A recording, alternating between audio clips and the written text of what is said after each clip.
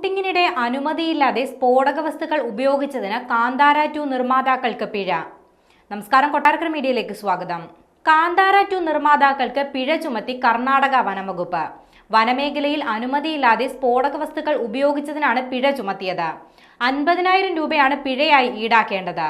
Cinema ചിത്രീകരണത്തിന് വേണ്ടി വനം നശിപ്പിച്ചതായും പരാതി ഉയരുന്നുണ്ട്. ജനവാസ മേഖലയിലെ പ്രാന്തപ്രദേശത്താണ് ഷൂട്ടിന് അനുമതി ലഭിച്ചതെങ്കിലും കാട് കയ്യേറി ഷൂട്ടിംഗ് നടത്തിയെന്നാണ് നിലവിലെ ആരോപണം. നിരവധി വന്യജീവികളുടെ ആവാസ കേന്ദ്രമായതിനാൽ നാട്ടുകാരടക്കം ഇതിനെ എതിർത്തുകൊണ്ട് രംഗത്തെത്തി. ഇത് കൂടുതൽ പ്രശ്നമുണ്ടാക്കിയെന്നുമാണ് വിവരം. വനനശീകരണം അടക്കമുള്ള പരാതികൾ ഉയർന്നതിനെ തുടർന്ന് ഷൂട്ടിംഗ് സ്ഥലം കർണാടക വനംവകുപ്പ് സംഘം പരിശോധിക്കും. കൃത്യമായ അനുമതികളോടെയാണ് ഷൂട്ടിംഗ് നടന്നതെന്ന വിവരം അന്വേഷിക്കുമെന്ന് അധികൃതർ അറിയിച്ചിട്ടുണ്ട്. അതേസമയം ഷൂട്ടിനിടെ സ്ഫോടക വസ്തുക്കൾ ഉപയോഗിച്ചത് നാട്ടുകാരും ചലച്ചിത്ര അണിയറക്കാരും തമ്മിൽ സംഘർഷത്തിലേക്ക് നീങ്ങാൻ കാരണമായെന്നും കന്നഡ മാധ്യമങ്ങൾ റിപ്പോർട്ട് ചെയ്യുന്നുണ്ട്.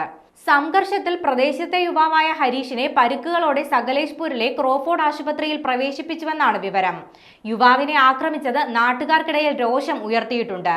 കാന്താര 2 ചിത്രീകരണം മറ്റൊരു സ്ഥലത്തേക്ക് മാറ്റണമെന്നും അണിയറ പ്രവർത്തകർക്കെതിരെ ഉചിതമായ നടപടി സ്വീകരിക്കണമെന്നും ആവശ്യപ്പെട്ട് നാട്ടുകാർ പ്രതിഷേധത്തിലാണ്.